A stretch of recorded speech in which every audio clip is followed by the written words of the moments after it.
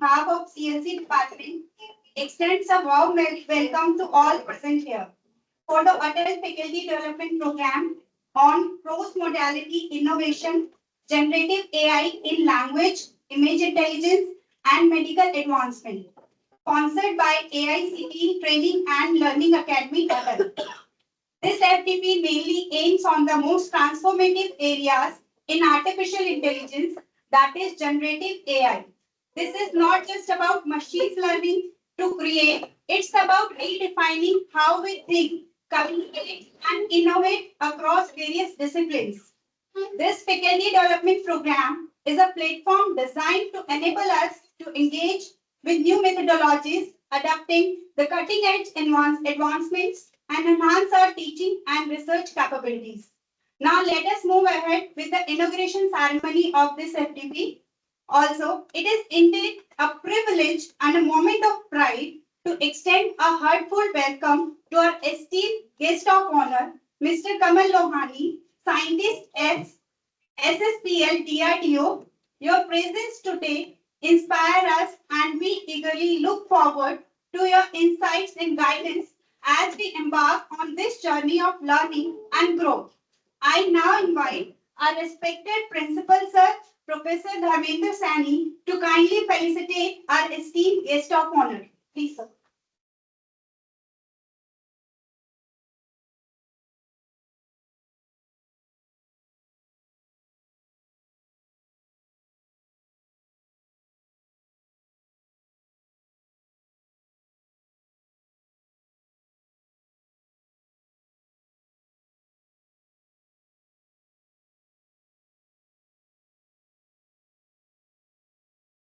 Before we move forward, let us commence this event by seeking blessings of Ma Saraswati, the goddess of wisdom, learning, and knowledge.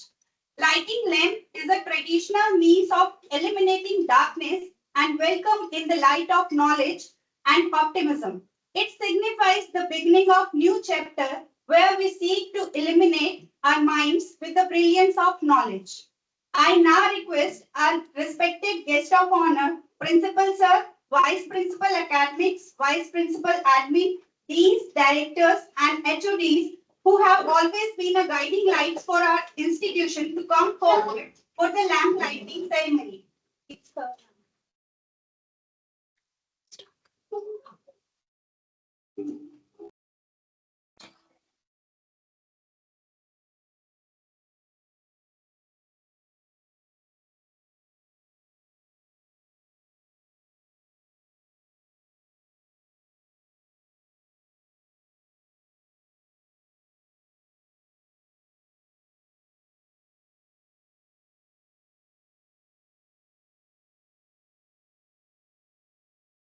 दिख रहा है ना share है screen share नहीं है उसके through दिखेगा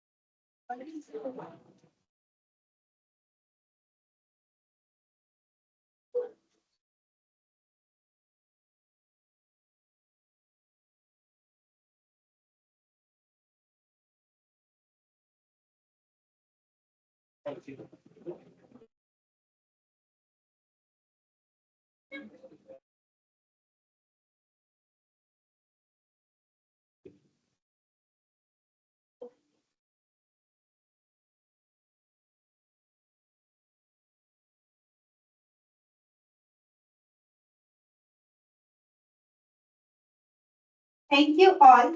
May the divine blessings of Ma Saraswati guide us in this intellectual exploration bringing clarity to our thoughts and purpose in our actions. To officially mark the beginning of this FDP, it is my honor to invite our respected Principal Sir to deliver the welcome address. Sir, your guidance and vision has always been a source of inspiration, and we eagerly look forward to your words as we commence this FDP. Please.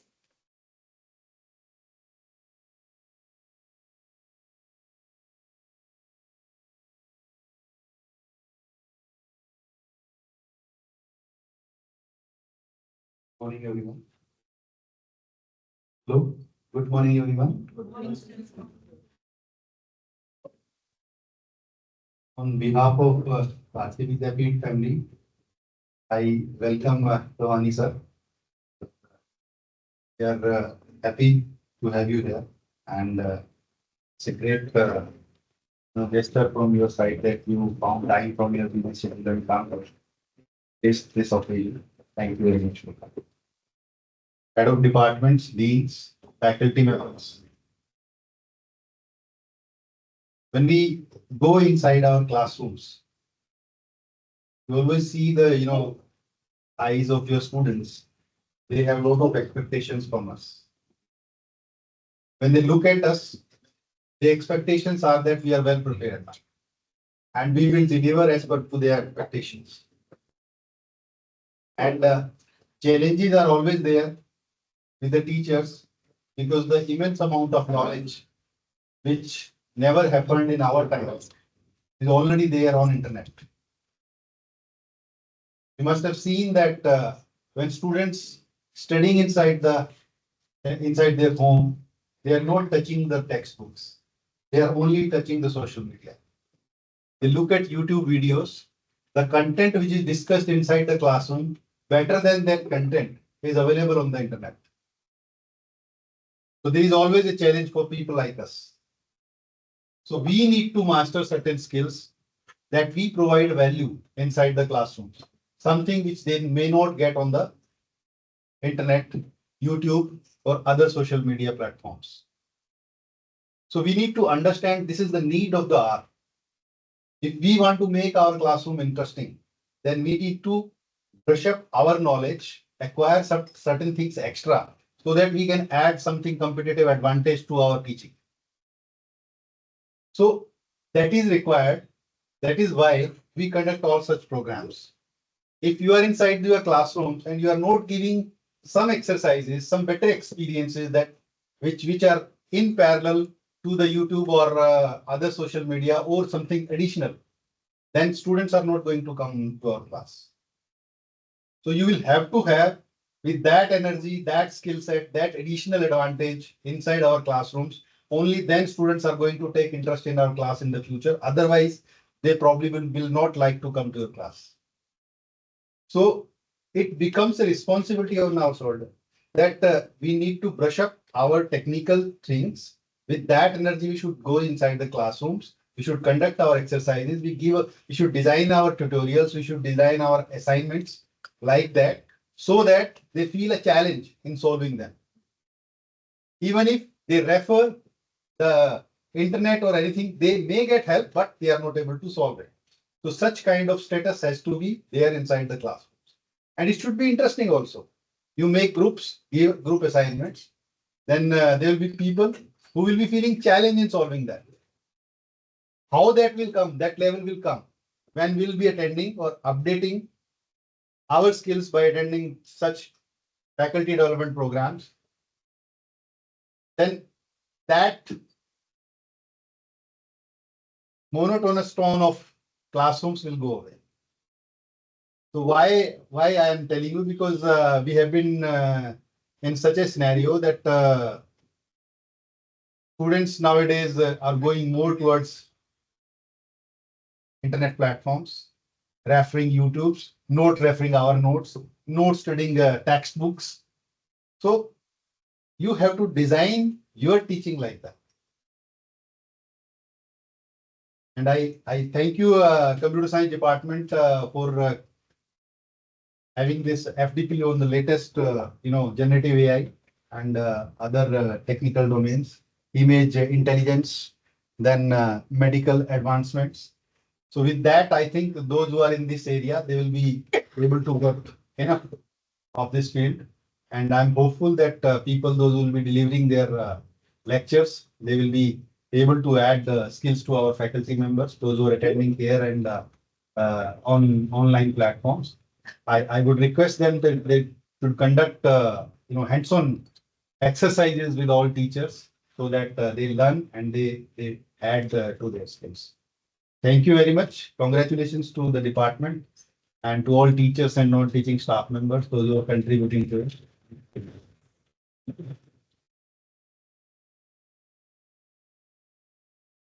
Thank you so much, sir, for your insightful and encouraging words for this FDP. I now invite Dr. Deepika Kumar, HOD CSE and convener of this FDP, to address the gathering and share the main agenda behind the FDP. Please.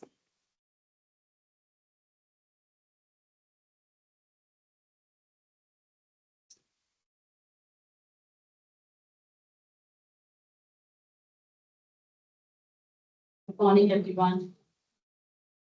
So give me just a minute.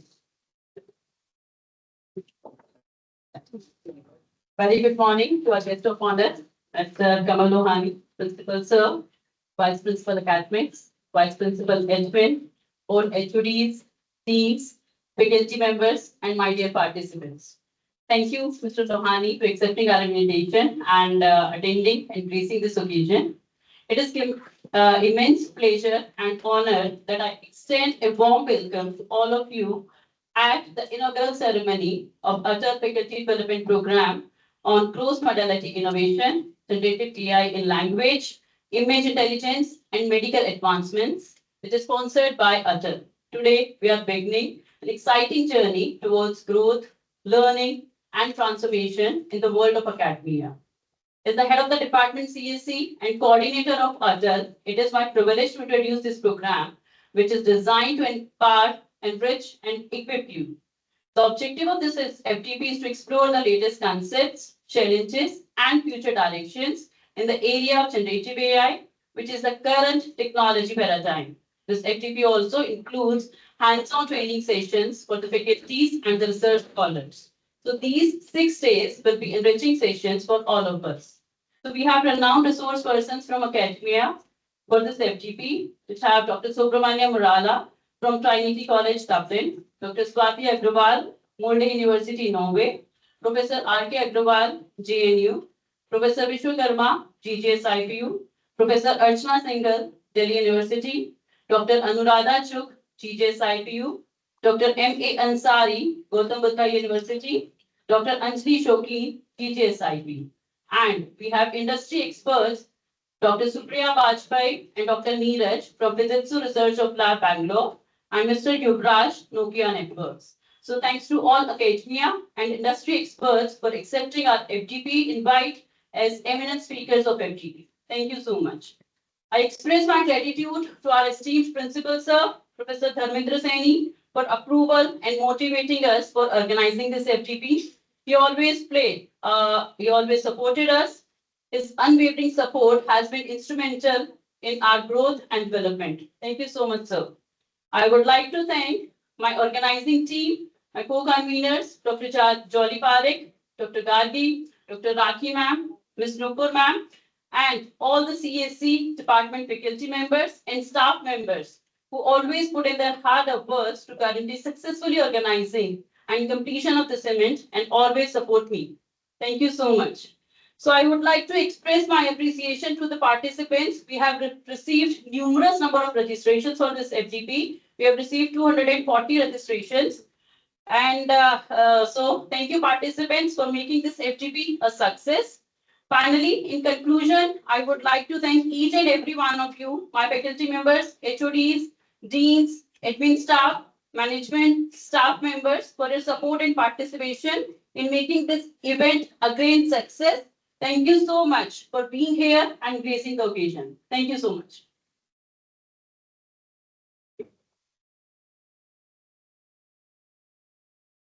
Thank you, ma'am, for your thoughtful and motivating address. It is now time for the keynote address by our esteemed guest of honor, Mr. Kamal Lohani, Scientist F, SSPL, DRDO. Mr. Lohani is one of the highly accomplished professionals in the field of electronics and optoelectronics. He holds his BTech degree in electronics engineering from Kamala Nehru Institute of Technology, Sultanpur, and MTech in optoelectronics and optical communication from IIT Delhi. A certified reliability engineer and project management expert, he has been contributed significantly as scientist F at DRDO Solid State Physics Laboratory, Delhi, since 2004. He has authored over 25 publications in national, international journals and conferences. We are truly privileged to have him here with us today. We are truly grateful for his presence and we eagerly look forward for hearing his invaluable insights and words of wisdom. So please, over to you. Slide share.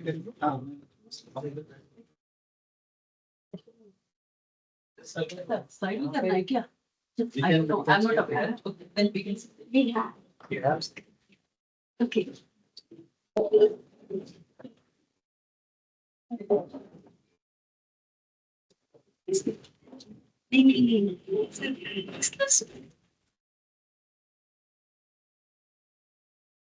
Good morning, everybody. Respected Hospital Vice Principal, Dr. Deepika, coordinator for this FDP program, senior professors, students, co-conveners, especially Dr. Gargi, and all the researchers and all students. I am feeling highly delighted and feeling privileged to be here on the occasion of inaugural ceremony of ATAL FDP titled Cross Modality Innovations, Generative AI in Language, Image Intelligence, and Medical Advancements. I thank all of you and especially Principal Computer Science who have invited me to this FDP program. My relation to Bharati Vidyapeeth is a long-term relation, not directly, but students of Bharati Vidyapeeth usually come to SSPL for their internship programs. And after discussion with the students, I came to know that the institute has a very good research orientation. And have the industry collaboration. And I have just listened to the Dr. Deepika also, who had invited many specialists from industry and me also. So it shows that yes, the institute has a promotion towards the research and industry collaboration.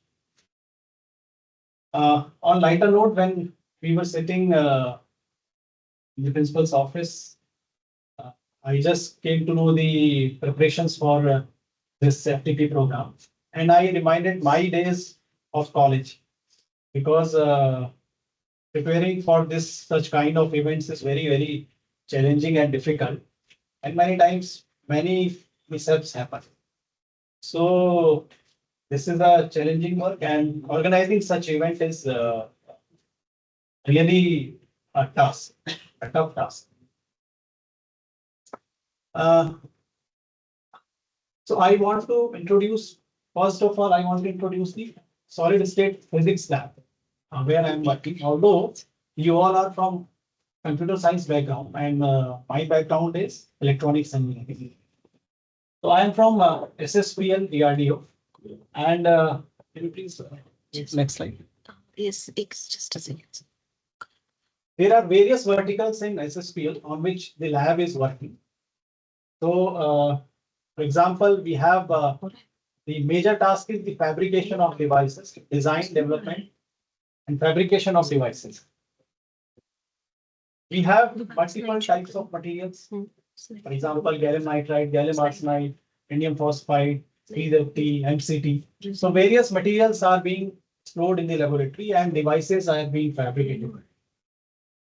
Now, My background is from laser science. So I am working on gallium nitride and gallium arsenide and fabricating laser devices. Just a second. Sir. Just a second.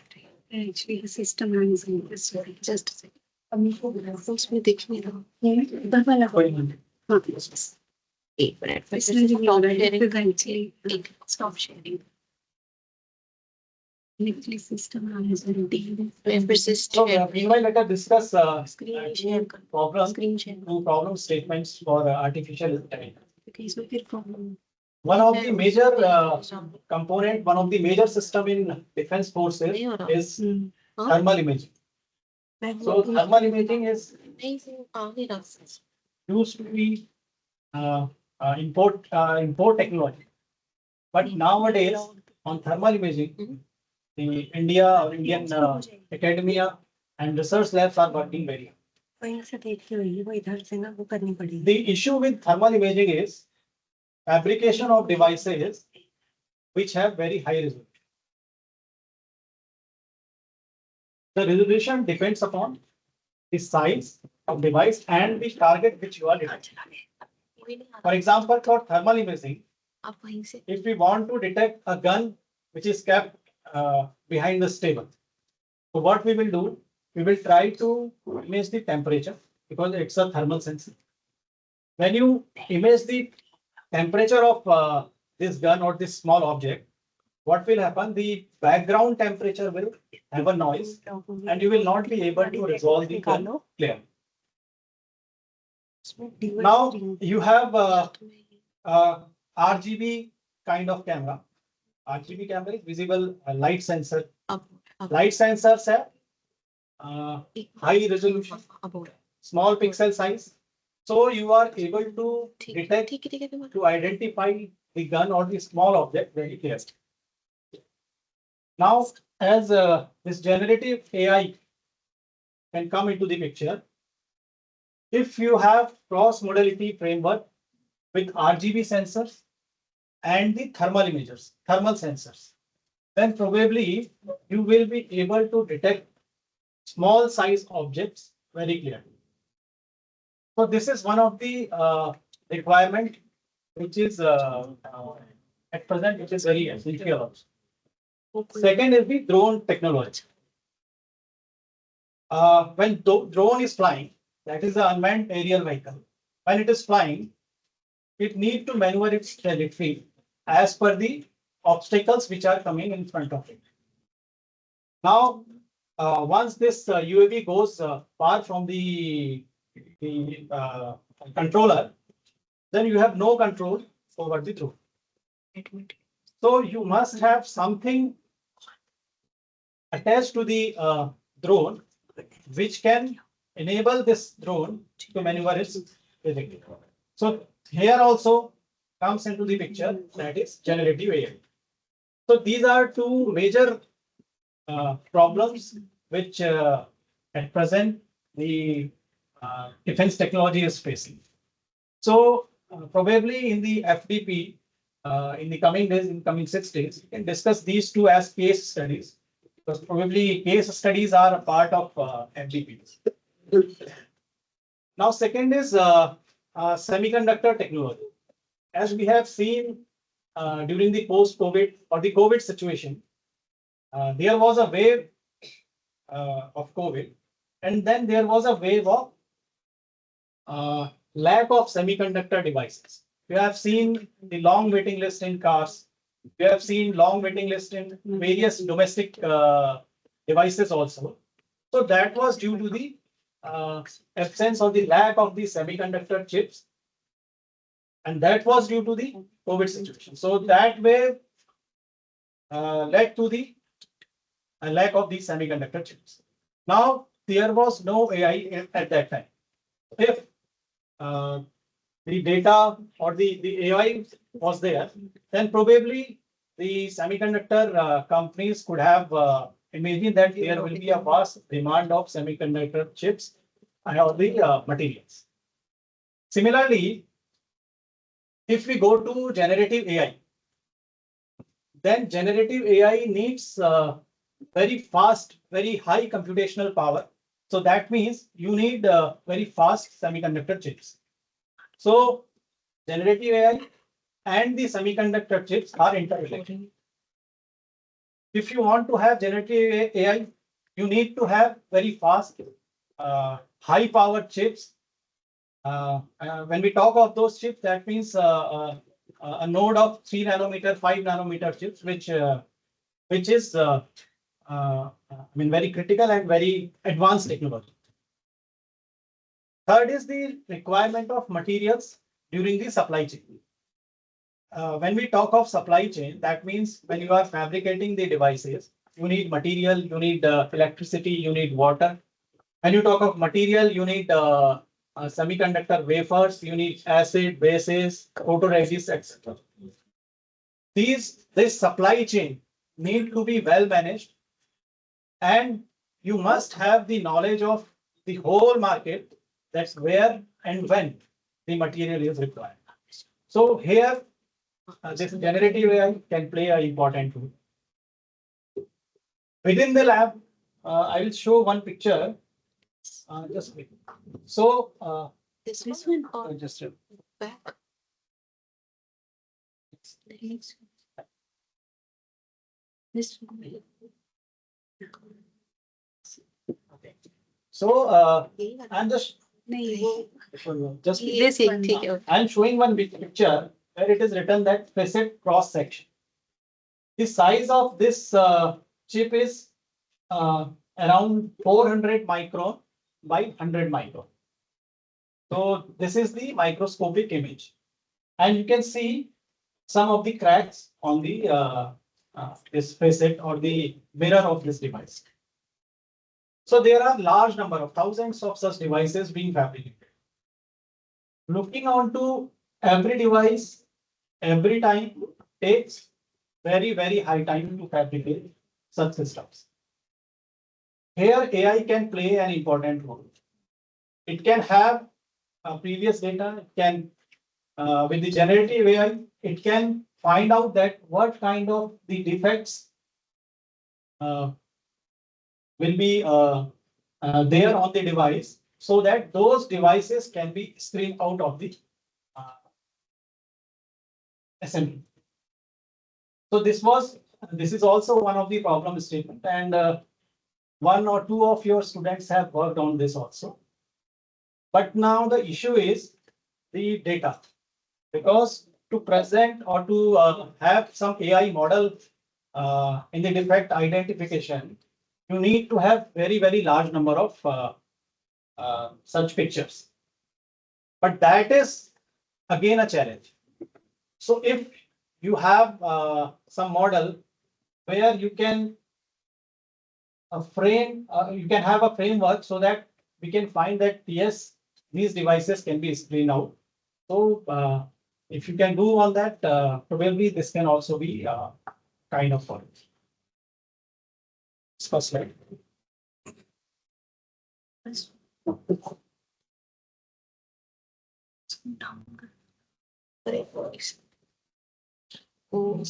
इस हाँ बोला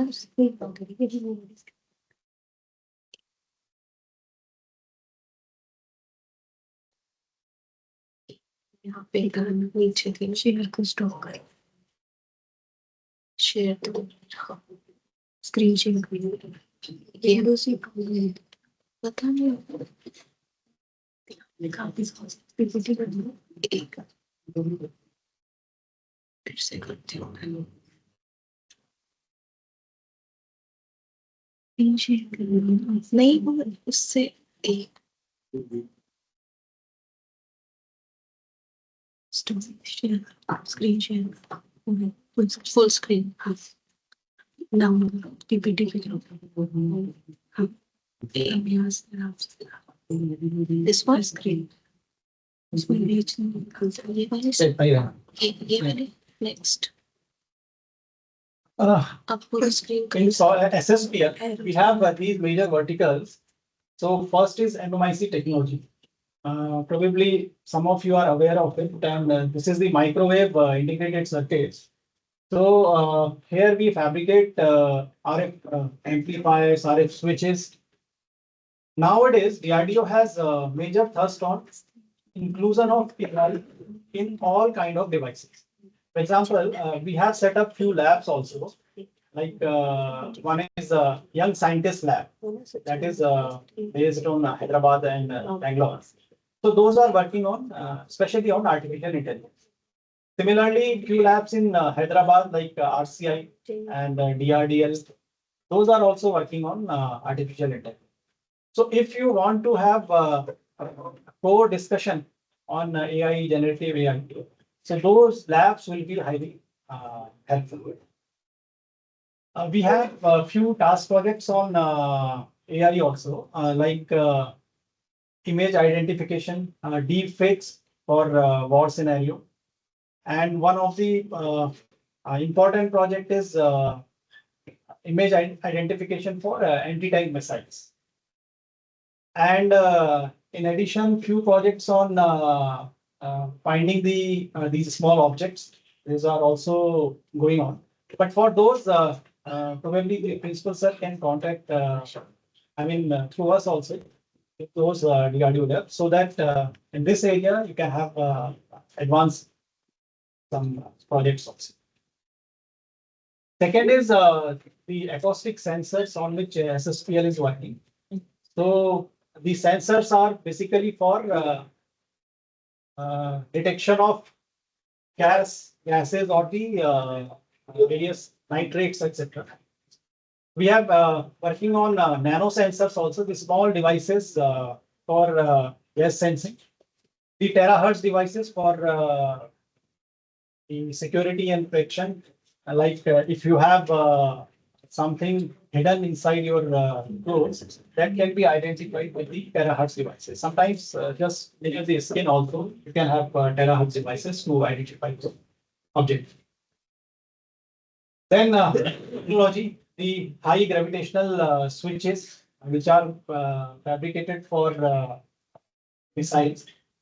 The SAW sensors, surface acoustic wave sensors for air sensing. Mainly, these are for the explosive sense. And the quantum technology, which is the latest field of research. So in quantum technology, various kind of pixels are being fabricated in the solid state physics lab. But all need to have something included with the artificial intelligence. And the optoelectronics and infrared devices, in which that is my field, in which we are fabricating very, very high power laser diodes. Next slide.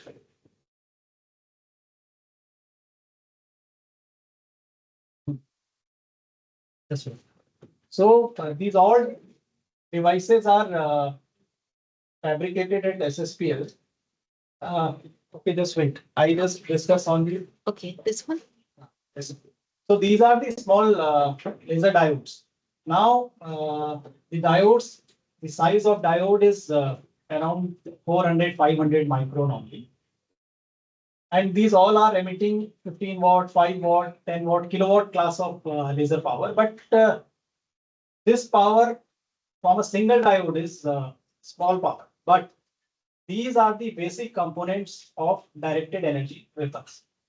Now, directed energy weapons, which uses these as a basic component, have kilowatt to megawatt class of power. Those systems have use of artificial intelligence and generative AI in those systems.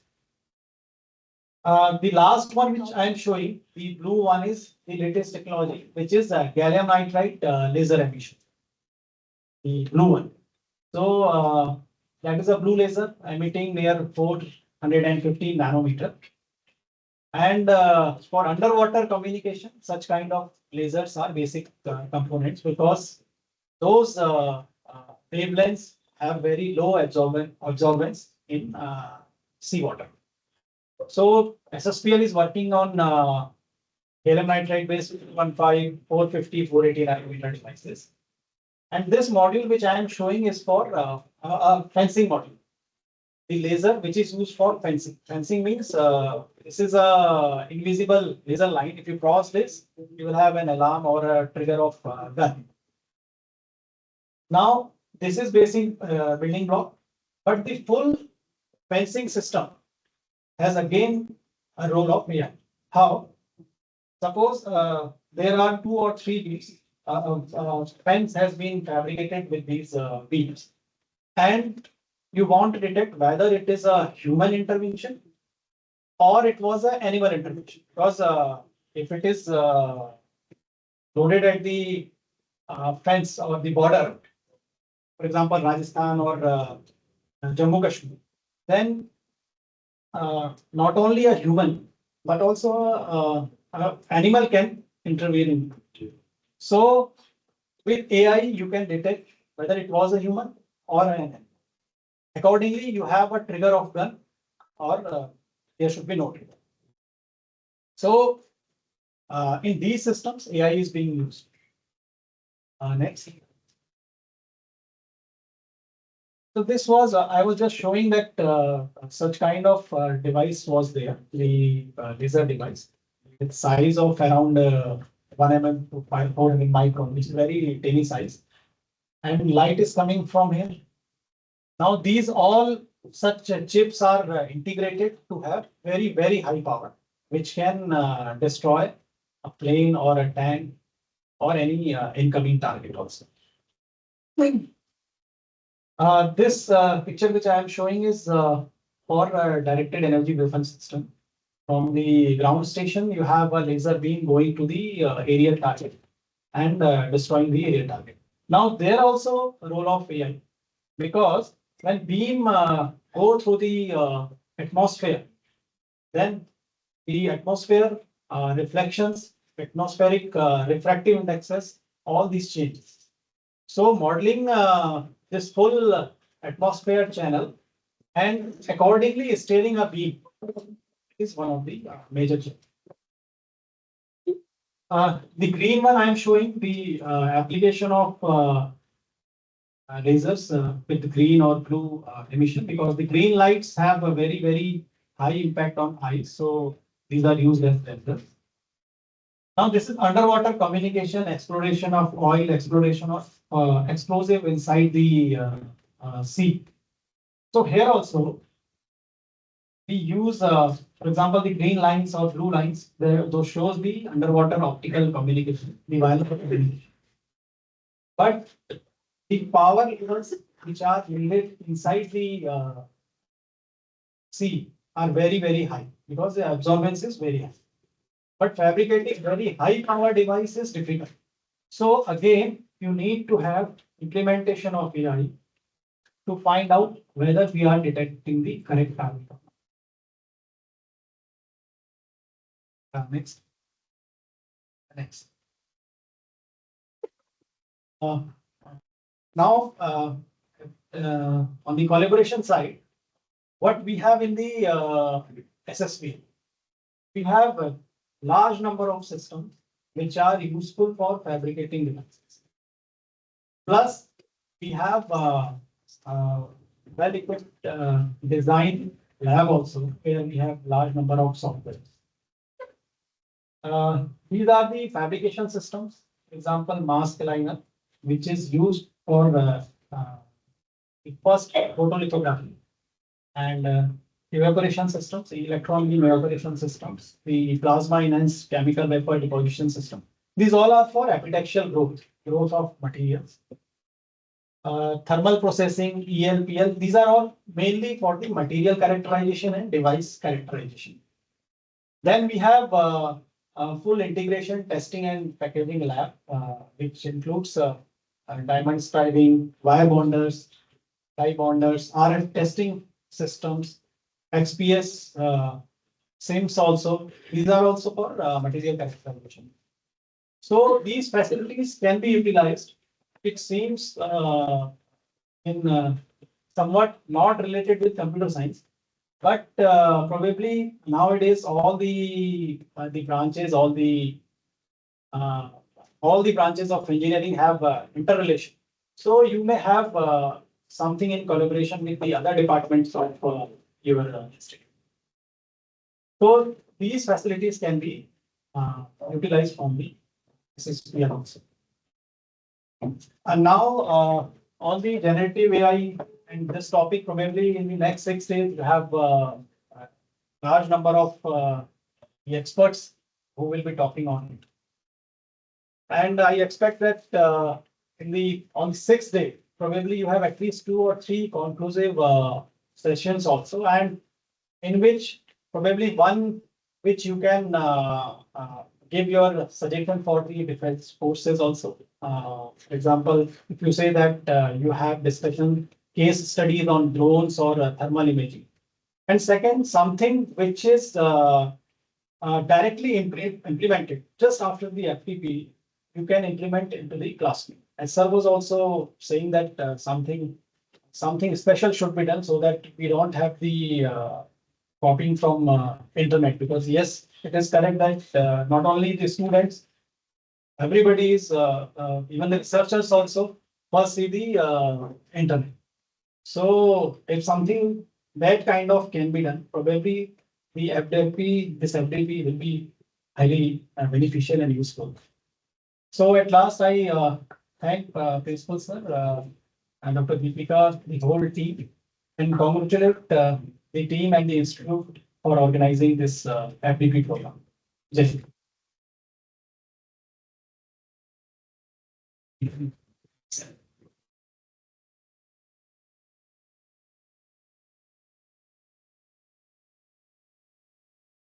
Thank you, sir, for such an inspiring session. Your words have truly enriched this occasion and provided us with the invaluable insights into this topic of the FDP. Your expertise has truly opened up new perspectives for all of us. Thank you once again. Now I request our FDP co-coordinator, Dr. Gargi Mishra, to deliver vote of thanks. Let's welcome her to express gratitude to everyone who gathered here for this FDP. Thank you.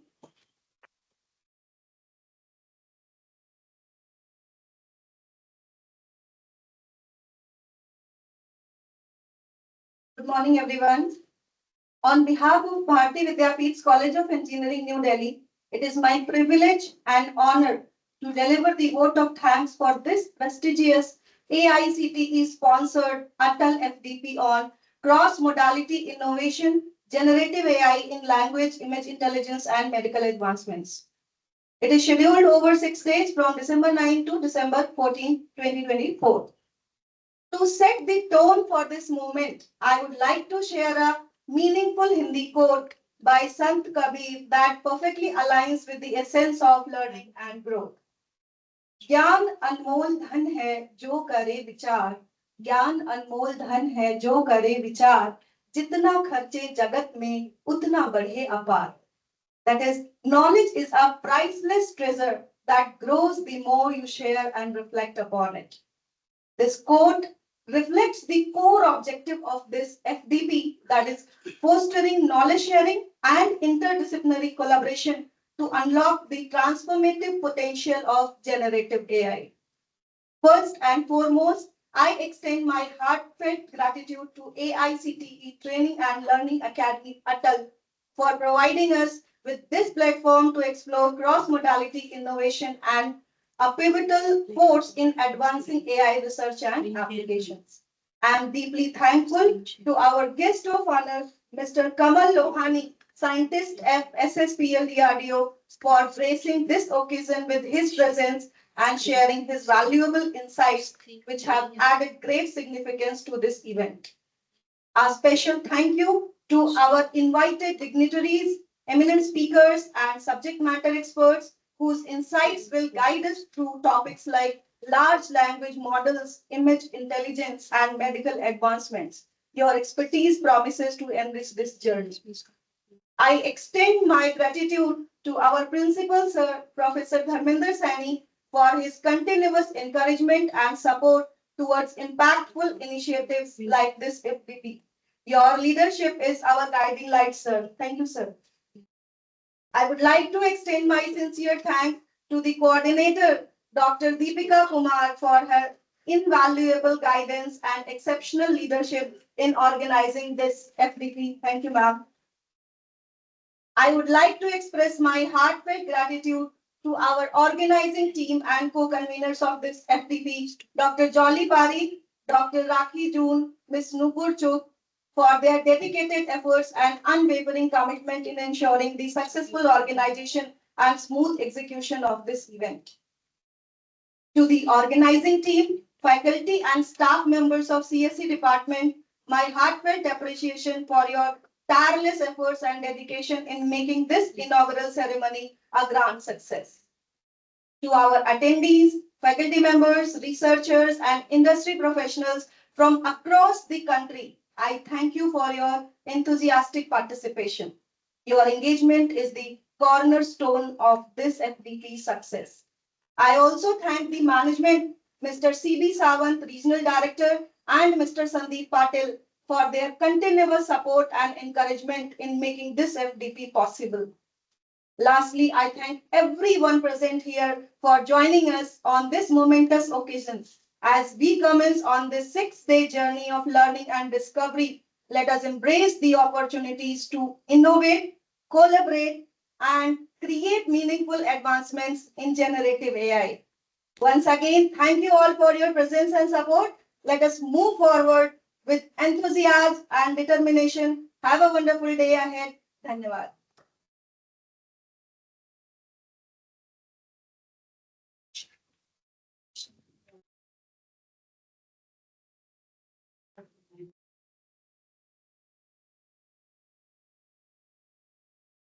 Thank you so much, ma'am.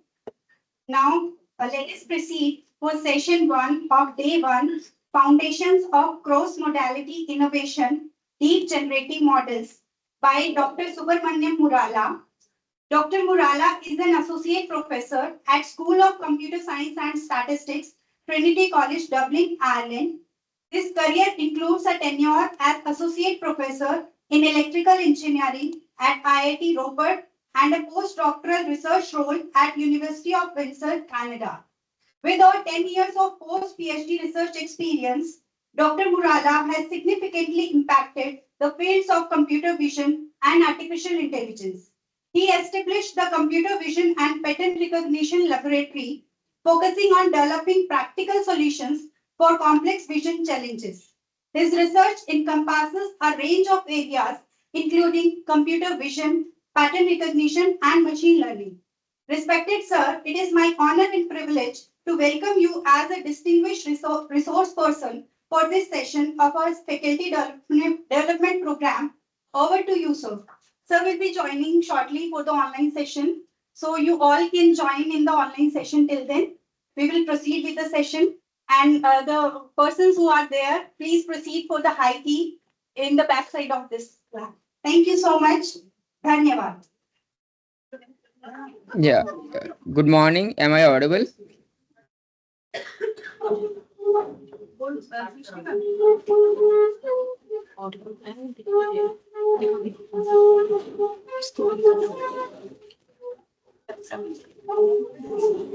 Screen setting वो कर it's switch. हाँ जी, I'm audible. Yeah. And you are audible. Yeah. You Yeah. are audible. Online for can you please share your video also? Yes. He is initially. Yes. Yeah, it is on only. Okay, it is on. Okay. Yes, sir. Yes, sir. You're audible. Mm. You're audible. Okay. Okay. Thank you. हाँ, आगे.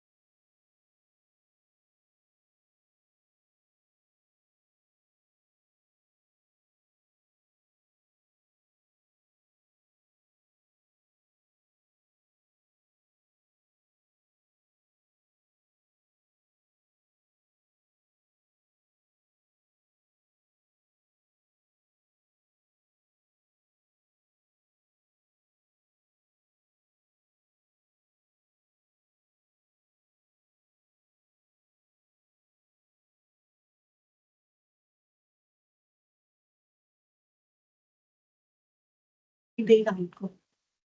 Sir? Sorry, am I audible?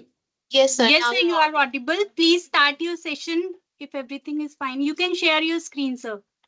Yeah, I have shared it. Is it Okay, okay. visible? Visible, sir. Visible. You can start with Okay. the session. Thank you, sir. Okay. Okay. Thank you so much.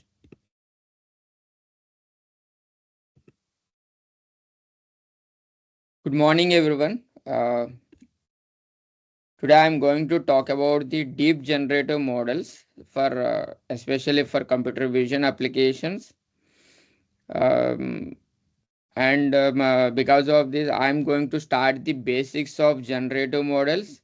And in that, I'm discussing about the autoencoders, then followed by generative adversarial networks, and especially how to utilize the generative models for computer vision applications like kind of data restoration purpose or data generation purpose. Then I will be talking about the how to utilize the generative models for multimodality, as the main theme of this particular FDP is multimodality. So I'm going to talk about multimodality, like how to integrate the text for video applications. These 3 points, topics I'm going to cover in this today's talk. So I'm just starting with autoencoders, and before starting, I just need to give small introduction about these 5 different topics. Like one is supervised learning, unsupervised learning, semi-supervised learning, classification, and regression. Because the entire today's discussion is based on the data generation, application of data generation. So that is the reason we need to know the difference between the what is called data generation and how to represent, means how to it belongs to which application, that we need to understand that first. So first one is supervised learning. So what is called supervised learning? If you are training your algorithm, so if you are training your algorithm using specific labels or ground truth, then we call it as supervised learning. So, and second one is like unsupervised learning, means if you're training your any deep learning algorithm without labels, but you need to go for the specific task, that is called unsupervised learning. Best example for supervised. I'm sorry.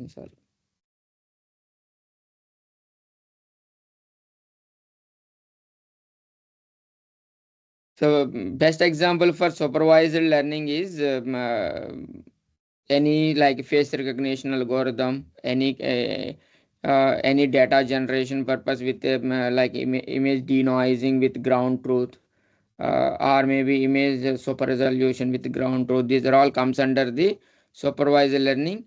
And next one is unsupervised learning, where we don't have a ground truth or label, but we should work out for it, like kind of k-mean clustering or principal component analysis. These are all comes under the category of unsupervised learning. And the third one is semi-supervised learning, which means we don't have ground truth for entire data. We have ground truth for few samples, and the remaining few samples we don't have the ground truth, but still we should able to train our deep learning model. That is called semi supervised learning. Example is like video processing case. 1,000 frames video is there, but only first 100 frames having the ground truth, and remaining 900 frames doesn't have ground truth. Still we need to train the deep learning model, that is called semi supervised learning. So, and fourth one is classification. Classification is nothing but it's a categorization or a category identification. It's like example is face recognition or person identification, like various types of classification problems. You can say categorization. We need to identify what is the input which belongs to which category. That is called classification. And coming to the regression problem, regression means it's a floating means where classification case we need to identify the class of the input, sample and input image.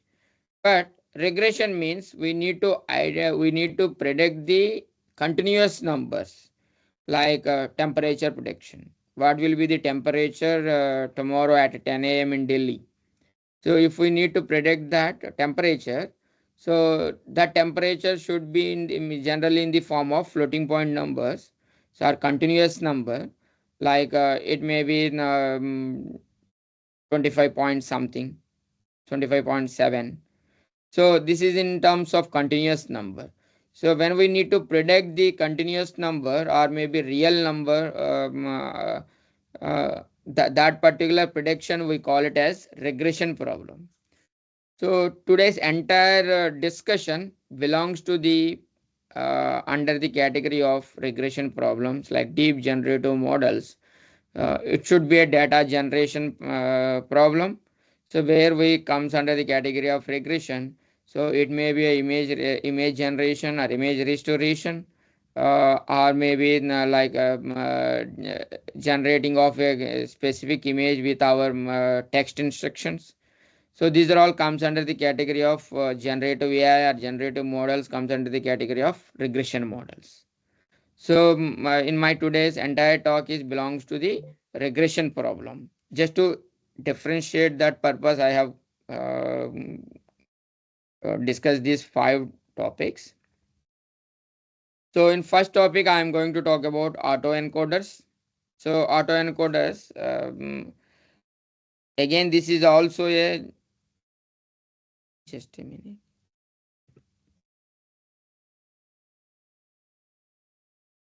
Okay. So autoencoders, this is also a deep learning model. So if you have basics of deep learning like convolution neural network and various layers of the convolution neural networks, I'm assuming you are having basics of that, and then I'm starting from that point because the main topic today's is um, generative models. So here autoencoders case, the autoencoders name itself having auto means automatic algorithm development, and especially for the encoding requirement. So data should be encoded, and then when you need it should be decoded back, and it should be displayed to you. So that is the reason it is having 2 submodules. Module 1 is submodule 1 is encoding module, and another module is a decoding module. So we will give the input image, and it may be image or maybe any data. So that data will be processed, and which means it will be encoded. So encoded data will be in the lower dimension, and then we will decode it when you want to see. So best example for autoencoders means applications point of view, even this video lecture. So I'm giving lecture from Ireland, and you guys are all attending all over the India, various places. So we are interacting through Teams. So here my audio is shared, video is shared, and my screen is also shared. So with these 3 data, these are all multimodal data. So my audio is transmitting, and when I am talking, my audio is transmitting from my side, and it will be receiving at your side, your end. So when you are talking, so your audio will be transmitted from your end, and it will be received by myself. So in the same manner, like screen will also be the case, and my video is also transmitting in the same manner. Okay, so even in Teams software is each software having encoding module as well as decoding module. So when I am talking, so when my data is transmitting, I am the transmitter side, so that my data will be encoded, and encoded data will be transmitted to your end. So then the transmitted data will be decoded at your end and will be displaying my video, my audio, and my screen, all things are available to you. So in the same manner, otherwise means when you are talking, it will be the same thing. That is the reason when if you want to attend this lecture, so you need Teams software and that link. Because if I am providing the Teams software, Teams link, you cannot join through Zoom, because encoding and decoding modules of Teams are different from Zoom. If the encoding and decoding modules both are same in the Zoom as well as Teams, like UPI, these days we can transfer money, either maybe Paytm, or maybe using Phone Pay, or any Google, means even in Google Pay. So we can even many more UPI based money transfers are there. So that means we can transfer one person to n number of bank accounts, even different bank accounts. That is possible because they are having one way of process. So here Teams having only dedicated or specialized encoder decoders. So that is the reason you should join through only Teams to attend this lecture. But in future it may come, encoders and decoders of these all softwares can be linked, and so that even if we send the Teams link, you may be able to join through Google Meet. It may be possible in future, but at this moment, each software having separate encoders and decoders. That is the reason you need a software, then only you can able to attend this lecture. So that is the reason this is a encoding module, which is a dimension reduction problem, especially because my video case, if you are looking at my video or my screen, that screen is collecting at least 30 frames per second, or it may be 5 to 6 frames per second at least in the video lectures case. So this even one frame may be in the form of, maybe in the memory of 1 MB or 2 MB, and if I am collecting that video for the 30 frames per second, just imagine in 1 second you need even 1 MB. It requires 30 to 60 MB if you are going for 30 to 60 frames per second. So that as it is transmitting is a problem. So data transmission is not a real time that time. So that is the reason what we do encoding techniques. These are all in video encoding techniques or data encoding techniques will be utilized. Here we are utilizing deep learning models. So using convolution neural network, and it is encoding and dimension reduction content. Whatever data is reducted, dimension reduced, then it will be transmitted to the receiver end, then it will be decoded and it will be displayed to you. That is the application like for data transmission for this generative models.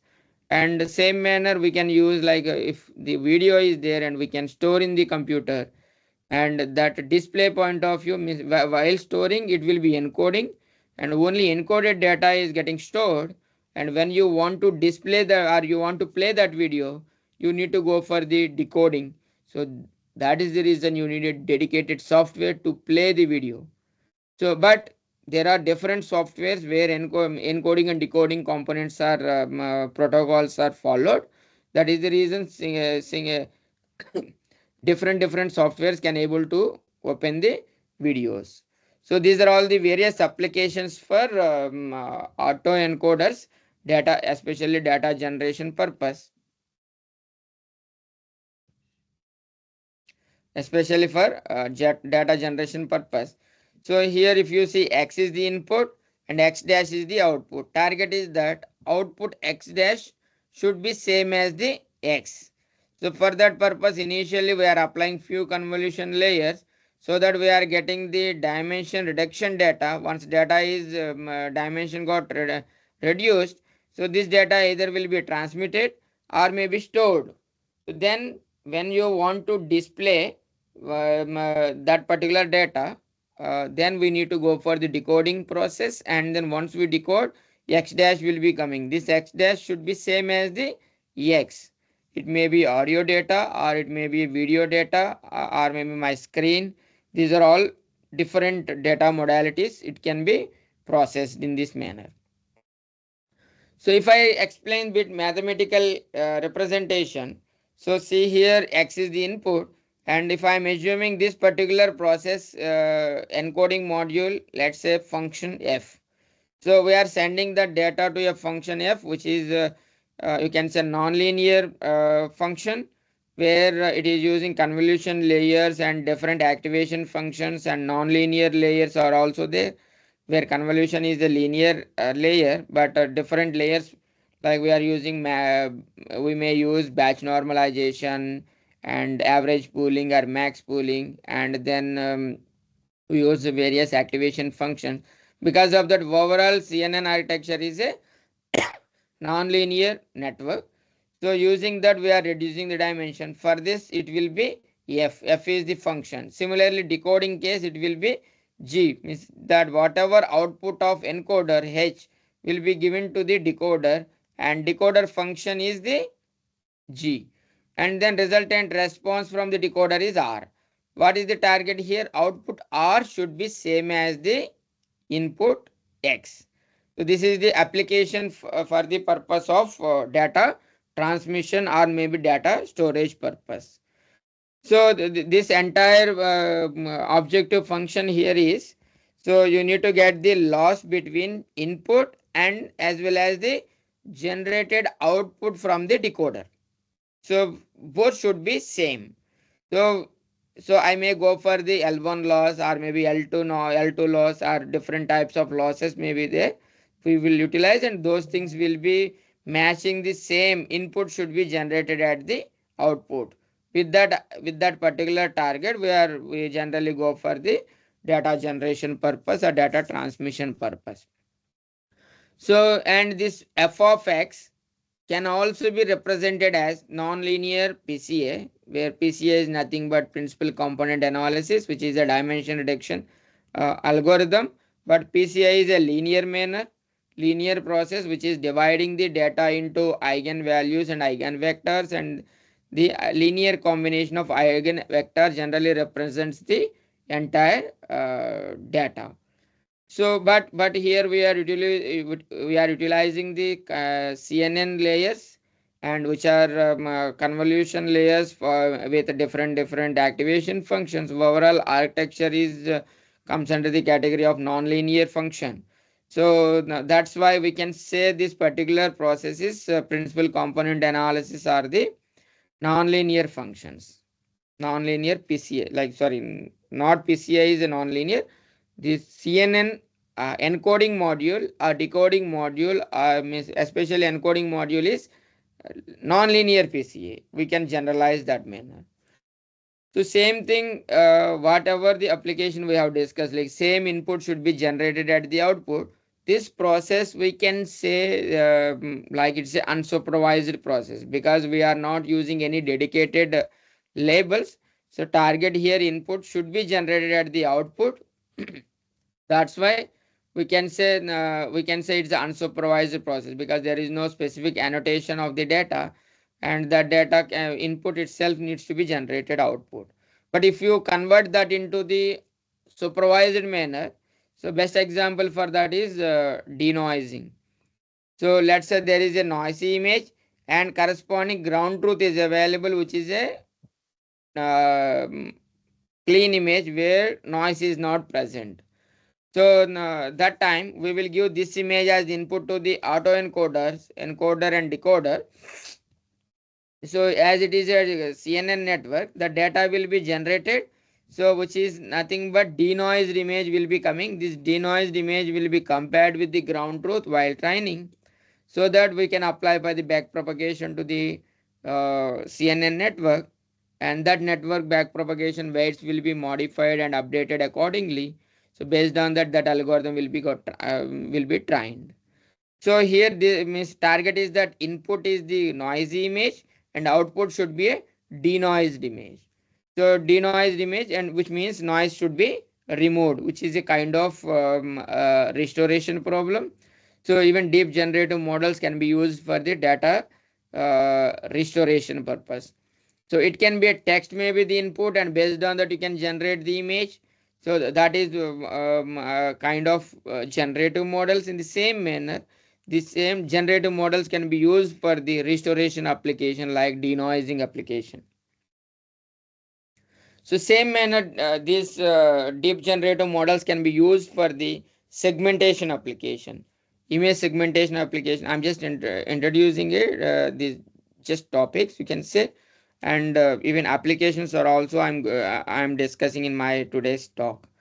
Fog removal, as it is very much important for North India. That's why I'm just talking about the application of fog removal, and then segmentation part also. So here let's say input image is there. That input image will be processed using the encoding module. Encoding module means dimension reduction. If you take the image size is 572 by 572 as the input here, so it is going up to 28 by 28. So 572 by 572, if you imagine how many pixels are there, 572 into 572, then that many pixels are there. If I want to transmit that image as it is to the receiver side, so that means all pixels needs to be transmitted. But what I am doing here, I'm just applying downsample operations like encoding module. So where I am reaching to the 28 by 28 only. 28 by 28, which is approximately 900 pixels, means 30 into 30, approximately 900 pixels are there. Maybe all 900 pixels, and maybe number of channels, maybe even you can take up to 1000 channels in that data. So 900 into 1000, which is 90,000. But where 572 by 572 is a very large number, we know it.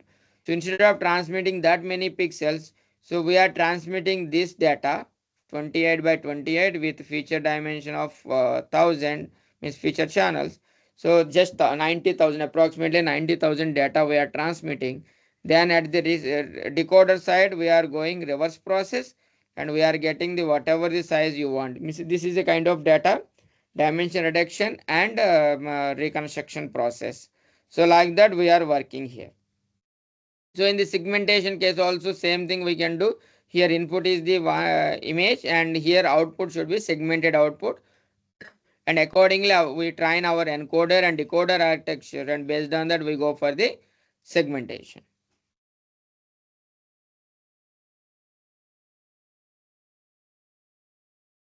So this is called autoencoders, and different types of autoencoders, variational autoencoders have been proposed, but I am just discussed only the concepts of autoencoders, like how it works, how data will be generated, how it will be encoded, and how it will be decoded. That part I have discussed here. So if you are having any doubts and questions, I think I can take up for 2 minutes. Then I will move to the next point, because what are the issues with autoencoders and how to address them. That will be done by using, we can address the autoencoders issues by generative adversarial network. That part I am going to talk. So, but if you are having any questions, I would like to take up questions maybe for 2 minutes.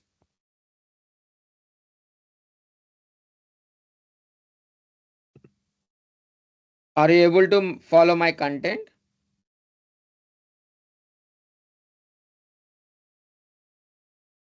Yeah, I think you can type also. You can chat here. So if you are able to follow my content, that would be good. Otherwise, if you are facing any difficulty in my content, like whatever I am discussing, so that maybe I can go, I can elaborate it.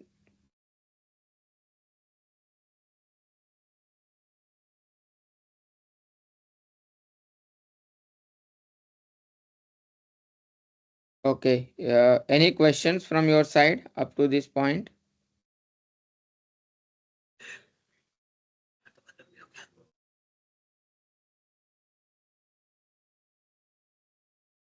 If any participant is having any query, you can raise your hand. We will unmute you.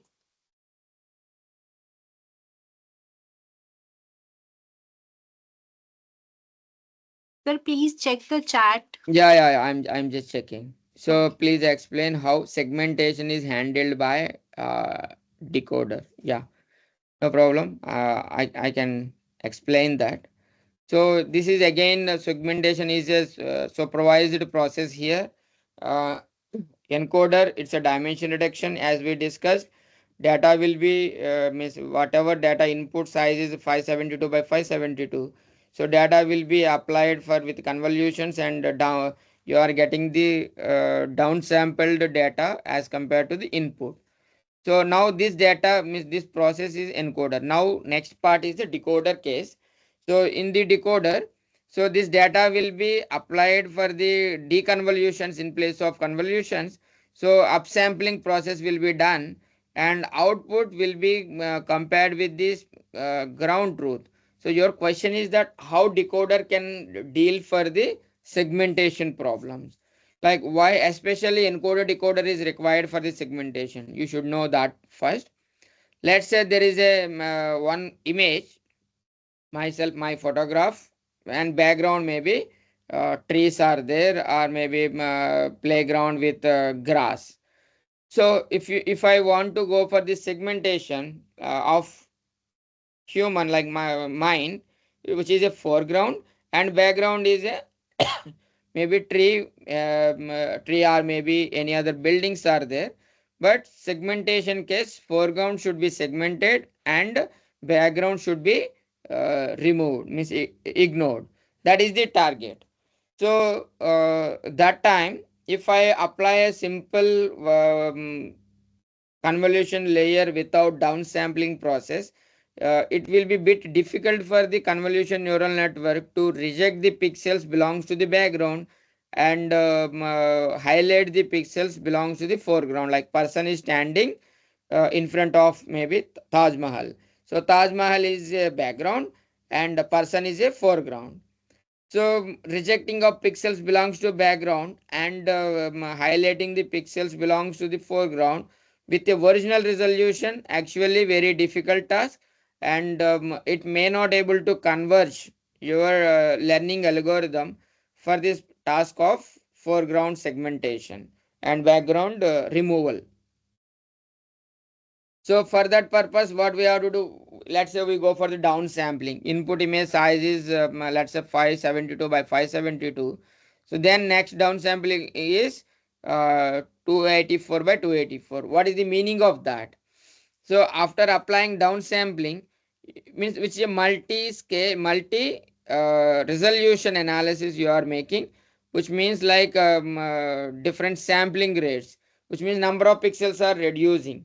Like where, let's say if I am taking example of 100 by 100 image, so after applying downsampling by 2, you are getting the 50 by 50, where alternate pixels are got deleted.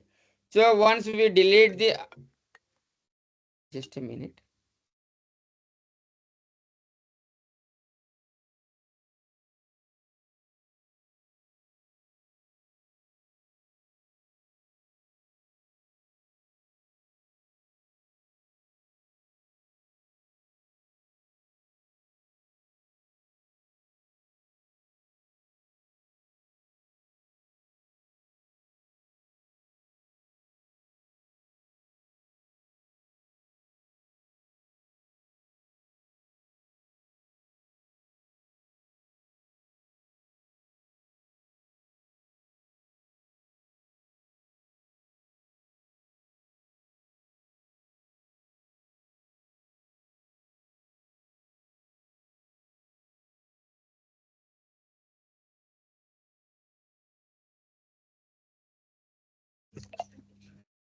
Okay, so once we go for the down sampling, automatically like pixels belongs to the background having you can say very small like leaves. So and person is a background means foreground, which is a bigger object. So that means pixels belongs to the background will be ignored and foreground will be highlight means will be present. Like that we are going for downsampling process, and then I will go for the upsampling, so that once the data is rejected up to downsampling time for the background, and then I will go for the reverse process, so that I can highlight only the foreground and background will be ignored. So I hope I have answered your query. So how segmentation works. So now coming to the generative adversarial networks, how these autoencoders, where autoencoders are failing, and how to address this problem using generative adversarial networks. So autoencoders are having the problem of convergence. Means autoencoders are nothing but simply convolution neural networks only, but where we are using encoder and decoder, and data will be encoded and followed by decoded. So, but still process is in the form of convolution neural networks, nothing different. But so in that sense, the convergence rate of the autoencoders as it is relatively lower. So that is the required, means we need to go for the convergence of these models. For that purpose, we are just the idea of the topic of these generative adversarial networks were proposed. So here is nothing different, just small add-on given to the autoencoders, and this algorithm is converging much better as compared to at autoencoders. So here name is generative adversarial network, generative models it is using, means data generation purpose we are using, and it is working with adversarial manner, which means based on the opposing manner. So I will just give one example, like let's say student joined and recently for the doing PhD, let's say under me, so he want to work. So let's say he has given a topic, and when student is reading some topic, a new topic, so he will talk with the supervisor.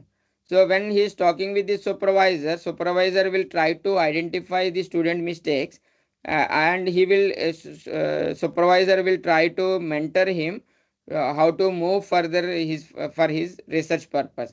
So here we are just for each student there is a supervisor. So here also in the generative adversarial networks, similar kind of concept is involved. Autoencoder, which is a data generation purpose we are using.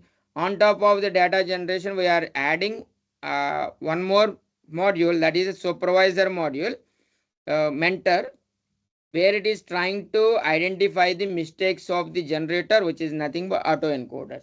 And the process of this deep generative models, like we are using convolution neural network or deep neural network, that's why we call it as generative adversarial networks. So here if you see these images, here two images are there. One image actually generated by the computer and one image actually actual image. If you see here, left image is having less texture, and here in this region if you observe properly, this image having less texture and this image having more texture content. So that's why we can say right side image is actually actual image and left side image generated by the computer. We can say here even this region also. So it means even we can generate the data with latent noise. And like example case, if I am giving the input like just I am applying some green mark, and then I am able to generate the green data here, greenery. So and if I provide like a mountain, so I'm able to generate the mountains along with those images. And similarly background is not specified anything here, that's why different colors backgrounds it can able to generate. But if I specify a blue color, so then it is generating the blue color background here. So which means if you are giving clues to the generative models, accordingly it can able to generate the results. So images accordingly as per your requirement. Do you think this is a kind of magic? No, it's not a magic, but for user point of view, it's like a magic.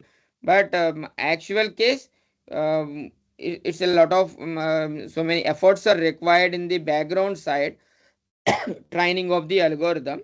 Like here generated adversarial networks case, as I mentioned, autoencoder is a generator, this is here, and then supervisor is added on top of that, that is a discriminator, this discriminator is here. So if you give input image or maybe latent random noise, it can take any noise data, and accordingly it may be a text content. Input may be a text, and accordingly it is generating the image. That generated image will be given to the supervisor, which means discriminator here. So this discriminator will identify whether generated output is as good as the required target, which is nothing but real world image. Is it the case, or or it is is it deviating the data from the required target. So those things will be identified. That is the reason discriminator will say output of generator, it will be classified as a real or fake. If discriminator says that real, which means it is able to generate as good as the ground truth. If it is saying fake, what is the meaning of that? Fake meaning is that data is actually generated by the generator. If discriminator is able to identify that mistake, means that particular, if it is able to identify that this is coming from the generator output, which means we can say that that is a generated output, which is a fake image. So the task of generator is that it should able to fool the discriminator, should means, which means it should generate the image as good as the ground truth or real world image. Then the task of the generative adversarial networks have been means that the task is completed. So this is a kind of adversarial manner. Always discriminator is identifying the mistakes of the generator, and based on that the data will be back propagated, and the network back propagation will be applied, and based on that data will be generated, means refined for the multiple iterations and multiple epochs. So while training, how to start the training? Like as I mentioned, supervisor and student, PhD student, when student identified a new topic to work, and even it is new to the supervisor. So initially, what is the task? So supervisor, which is nothing but discriminator, needs to strengthen. So when discriminator is increasing the strength, means means initially the back propagation should be done for only discriminator, and weights of the generator will be logged, means there is no back propagation to the generator. Means student will be reading content, but or he is but he is not updated. His weights are not updated, or his knowledge won't be updated through the supervisor. Initially, supervisor knowledge is improving through back propagation. Once the few iterations are done or few epochs are done, so then supervisor knowledge will be freezed, and then with the whatever the knowledge gained by the supervisor will be supervised to the generator, like student. So the back propagation will be applied to the generator. So this process may be further applied for few epochs, and then both will be reading, like supervisor is reading and student is also reading, and both are working in the adversarial manner. So student is working something, he is implementing, and supervisor is trying to monitor that data, means output. So in the same manner, like generator is generating the output, and discriminator is identifying that is real or fake. So based on that, both networks will be back propagated, and based on that it is improving the results and reducing the loss. So this is the objective function. As generator task is to minimization between the ground truth and output, generated output. That's why this is a minimization problem for the generator. And coming to the supervisor case, which is nothing but discriminator case, it is identifying the mistakes of the generator. That's why it's a maximization problem. So the discriminator part is a maximization problem, where generator part is a minimization problem. That's why we call this a min-max problem in the generative adversarial networks process. And this is the objective function for the encode, means like for the generator and discriminator purpose. The mathematics part I am skipping because we are having only half an hour time further to complete this session. That's why mathematics I am just skipping, and I'm giving more physical interpretations for this particular purpose. And here it is the back propagation. Will this we use for the back propagation of the discriminator, and this is for the back propagation of the generator. So when we utilize the back propagation process, as I mentioned, this part is belongs to the generator back propagation objective function. So, but we are striking the vanishing gradient problem. Vanishing gradient problem means data will be not getting trained. the gradients are becomes like with gradients only we are going for the back propagation. It may be gradient descendant or stochastic gradient descent process we generally use. So which means gradients needs to be identified, and these gradients will be back propagated to the network to update the weights. Then it will be ready for the next iteration. So here if it is one time, let's say if you are assuming the discriminator is very strong, so discriminator is able to identify the output of the generator by saying, it can say like this is a fake. Like if you see G of Z is the generator output. So if you use the generator output as input to the discriminator, I said that discriminator is strong. Means supervisor knowledge is he is having good knowledge on the topic.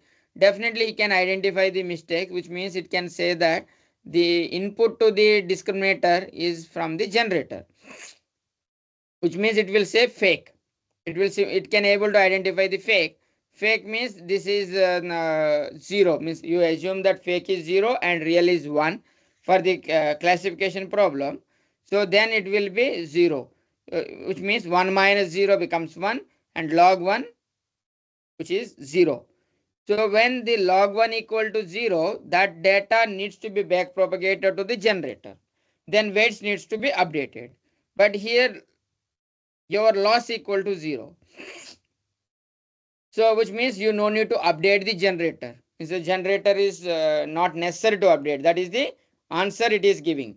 What is the meaning of this? If discriminator is strong, no need to update the weights of generator. It is saying by looking at this objective function, which is totally inappropriate, because example case like if supervisor having good knowledge, and student needs to be trained or not. So as per this objective function, it is saying that if supervisor is having good knowledge, so we no need to update the student knowledge. That's what it is saying, which is not at all appropriate. So that is the reason we come across the gradients or outputs becomes like gradients loss will be 0.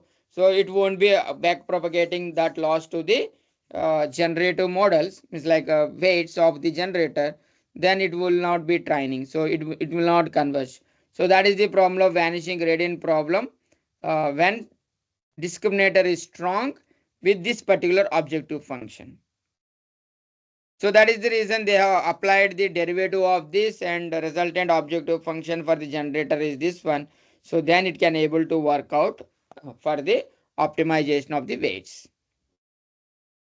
So advantages of GANs are like these are far better convergence as compared to the autoencoders, and it does not involve any maximum likelihood estimation process. It is a training process with a specific ground truth, and the convergence is relatively good, and it can able to generate good outputs, high quality outputs it can able to generate. So problems case, yeah, I mentioned the generative adversarial networks convergence rate is much better as compared to autoencoders, but still there may be situations sometimes the data may not converge, the training may not be converged, and these are all different problems may be there, like based on the network architecture, how you design the architecture. Because of that it may not converge sometimes, but convergence rate is relatively better as compared to autoencoders in generative adversarial networks. So sometimes model will also be collapsed, and here if you see data is not generating what expected, it is simply generating some random content. So because of that you can say model got collapsed, and even that's called divergence. Data is the training is not converged. So some solutions, generally we go with mini batch size here, instead of making um, uh, um, large number of batch size. If you take generally generative adversarial networks won't converge. And another thing is that instead of going for two labels, two classification problem, real or fake, instead of that we can go for the fake, and remaining real data means it is in terms of classes. So based on that it can able to converge better. That is through experimentally it's got discussed, and these are the mathematical equations for the for real equal to 1 and fake equal to 0. For that purpose, this is the equation. And even you can take other side, fake equal to 1 and real equal to 0. Accordingly, we are getting these are the objective functions for other way of representation. So now coming to the applications part. So image to image translation, like you can translate the image, input image, and you can translate to, like my example is like horse to zebra. If I give horse image, so only means horse image will be transmitted to, means like translated to the zebra. So, or even other side, like even object can be translated from one side, like person's case, hair color change and hair structure change. Like these are all comes under the category of generative adversarial, means like generative models only. And text to image synthesis. If I give a text image, like generate a person in front of the Taj Mahal. So even these LLMs and VLMs, vision language models, ChatGPT, now these it can able to generate the image by giving text as the input. So it is totally these are all comes under the category of vision language models. Is a part of generative models only, deep generative models. There they are using deep generate like transformers based or diffusion based models. Diffusion may be bit uh, you can say computationally expensive, but they are using transformers or CNN layers by giving text is the input, and based on that it is generating the image accordingly. So face aging, these are all different applications. So like image translation case, if I am giving segmented mask regions, so I should able to generate the scene, or maybe reverse process. If I give the scene, I should go for the segmentation of the objects. Or maybe Google Maps, you are having aerial map, like structures to the only roads, or maybe reverse process you can able to do. Or even you can generate day to night or night to day. Data translation it can be done. Or even winter to summer or summer to winter. If you give a photograph of winter, it can generate the photo of summer. Accordingly it can work. And here black and white, which is nothing but grayscale image to color image, and color image to grayscale image. So color image to grayscale it is a very simple task, but grayscale to color prediction is a difficult task. So similarly, if I'm giving a specific structure, means sketch based image generation, if I give a sketch and it can able to generate different models of that object. Here bag sketch is given and it is generating the image accordingly. So these are all comes under the image translation, image to image translation data. And another one is face aging, face app. This was very popular, and even now we can see YouTube videos like how person looks after 60 plus. So what it actually does, like it is detecting the face region and background will be ignoring. So processing using encoder, like based on that using encoder, the features are extracting and it is generating the, so face skin changing, and then hair color change, and based on that it is generating the image of face, and then that is superimposing on the input, means where background and face regions are separated. So face region is manipulated and replaced back to the on this image of background. So based on that, this is generating the how person looks after 60 plus or 65 plus for a given input image it can able to generate. Okay, so for that purpose, we are just I'm just talking one application here. It is especially fog removal, because in North India this is a major problem in winter. So it is having lot of fog. So we have proposed a solution for fog removal, where we can able to increase the visibility maybe by three times distance. Like if actual visibility may be 2 meters, we can able to increase that to 6 to 8 meters. We can able to show the visibility. And this particular model is uh, in the deployment, at the level of deployment, we can deploy this for the any mobile applications, or maybe in the cars or transportation purpose we can use. And even border security purpose, this particular software we already tested at Nathula Pass, India China border. So there we can able to deploy for the monitoring of the border security point of view, where foggy situations are there. So we can able to work out. Actually, we initially this work, initial work I am talking here is like we participated in one competition, and so out of that we got a publication that I am talking here, like how image actually generated.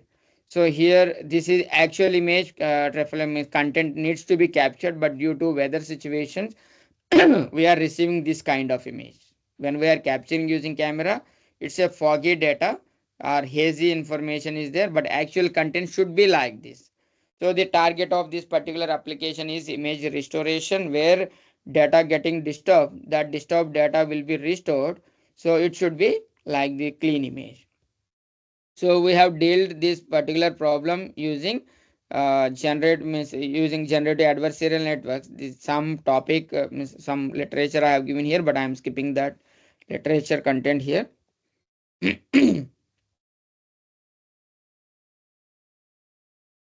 So again, we use the generative adversarial networks.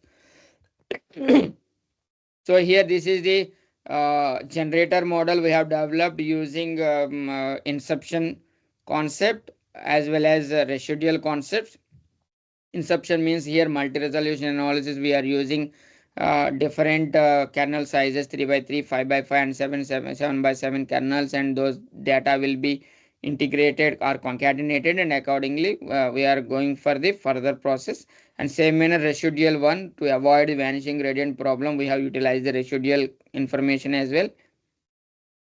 And this data, this is the network for the generator purpose, and this is the network for the discriminator purpose. I am not going more deep to the network here. And here loss functions we have proposed using as a structural similarity measure, as well as edge losses, objective function, like same as min max objective function only. So here data is got trained with very limited information, because this is I'm explaining for the competition case we are having only 35 images for means we attended, that is 2019 competition. So 18 competition having 35 images and 19 competition having only 45 images, total 80 images only provided for the training purpose. But they mentioned that whatever data, if you are having, if you are having any data, that we can use. So 100 synthetic images we have collected, total 180 images only considered for the training purpose. So very limited data is available. Even with that, we have trained our algorithm. And this is the configuration we have trained our algorithm in NVIDIA GTX 1080, 8 GBU GPU, and 200 epochs we have trained. And in this competition, this is CVPR competition. There we have secured 10th place. And from India, you can say first place. And coming to the results point of view, applications purpose, this is the hazy input we have provided to the our generator model after training. And here these are all the results by existing models, existing like this paper got published in transactions and pattern analysis and machine intelligence 2011 paper, and VACV WCV 2018, CVPR 2018, and ICCV 2017 we have compared. And this is the result our method. Using our proposed method, we are able to restore much better manner, means it can able to remove the fog. Very dense fog is here, dense haze or dense fog is there. Here visibility is very less, but still we are able to restore the data back perfectly. So it can able to increase the visibility range maybe 3 times to 4 times also sometimes possible. So we have taken, actually these images don't have ground truth, because this is the part of challenge. They release only input images and output means ground truths are not available. We have to provide the output, predicted output to them, and they have the ground truth and they will calculate the PSNR. This is the part of the challenge. So, and here we felt like maybe training data having these kind of structures, that may be the reason we are getting very good results. That we felt sometimes, like just to verify that, we have downloaded some images from the internet. This image we have downloaded, and these are the results from the existing. Means even this image is not with us, and there is no ground truth, and even we don't have the background information also. Like we felt like there's 180 images whatever we have used maybe having good structural or object information for the restoring of previous images, but this image even we don't have any information, but we have tested that it can able to balance the colors, and it can able to restore also far better manner as compared to the other proposed methods, other existing methods. And similarly, this is another image we have utilized for the testing purpose. So these are the results with existing method, and this is by our proposed method. So see, you can definitely say that the visibility of our method means like visibility increment in our method using our method is relatively better as compared to other existing methods.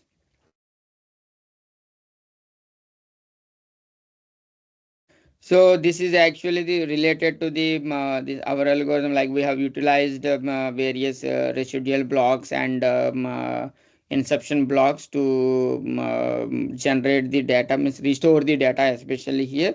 So restoration is also nothing but a data generation purpose. So I'm going to talk multimodality flavor. I'm going to introduce here. This work recently accepted and published in ICIP International Conference on Image Processing, which was recently held in Abu Dhabi. So here we are utilizing the task of application is reference based video object segmentation. Just I'm going to introduce this topic, and where especially this segmentation should be done using text is the input. I will say that giving text accordingly, it should segment it. So referring video object segmentation, which means reference based, like it's a cross model data understanding, because I will provide the video at the same time I will provide the text input utilizing the text content. So understanding the text modality, it should segment the video. That is the target. Like there is a one video, and on that I'm asking segment this person.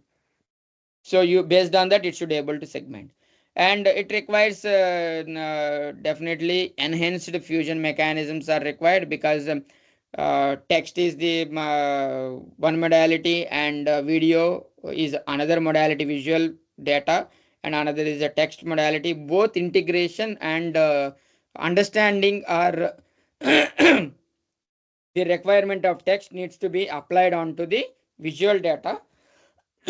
Accordingly, it should work out for the segmentation of the object on the video.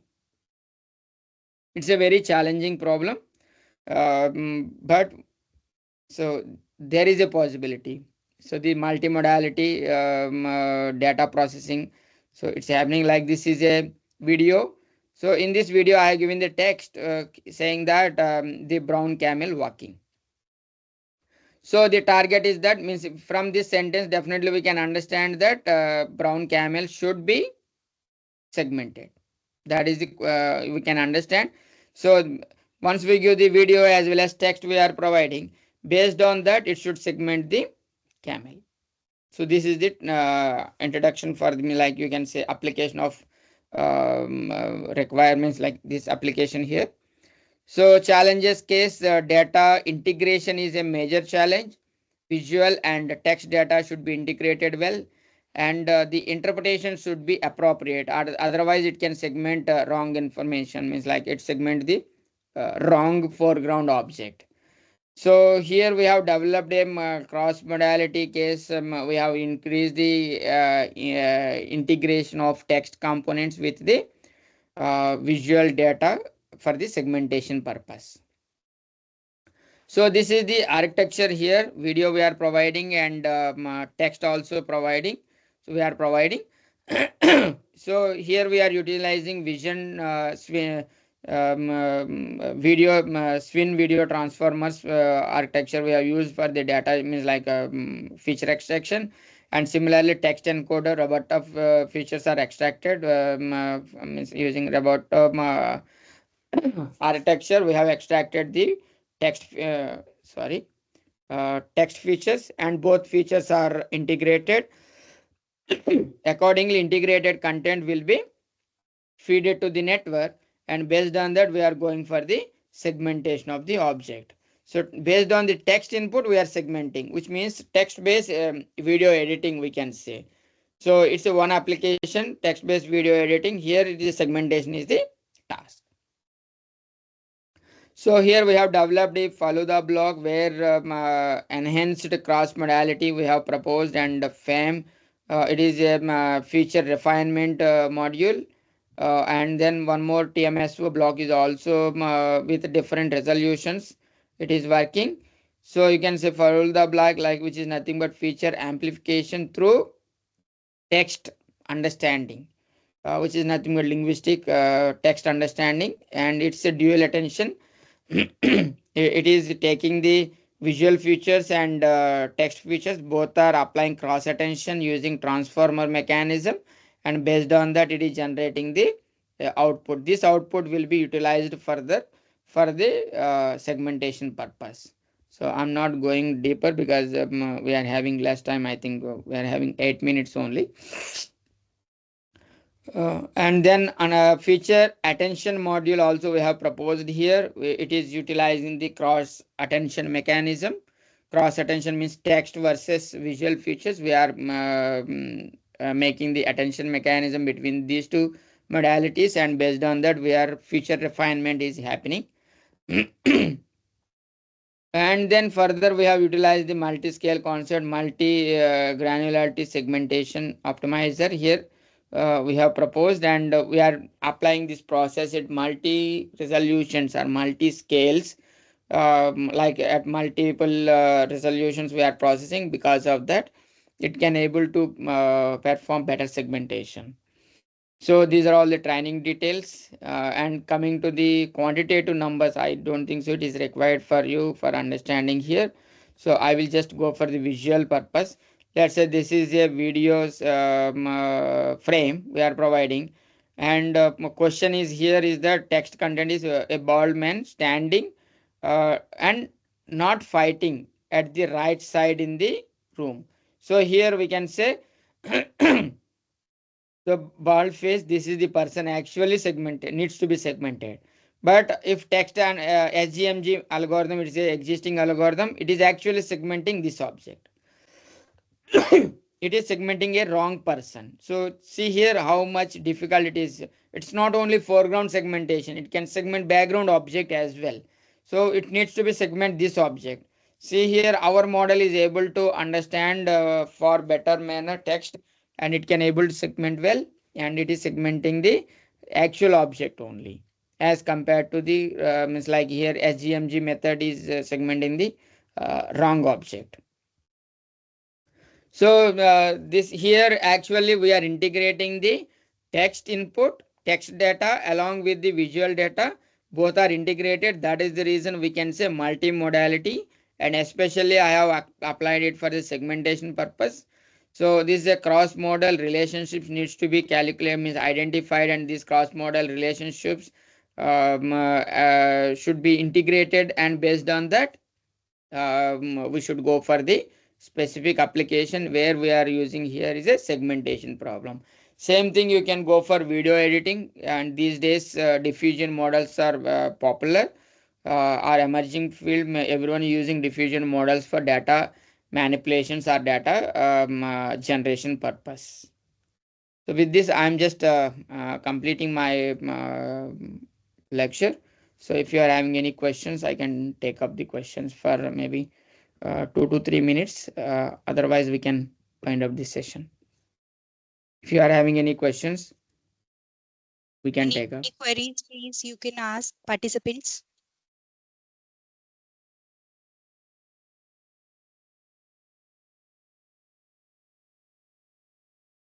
I think no more queries are there.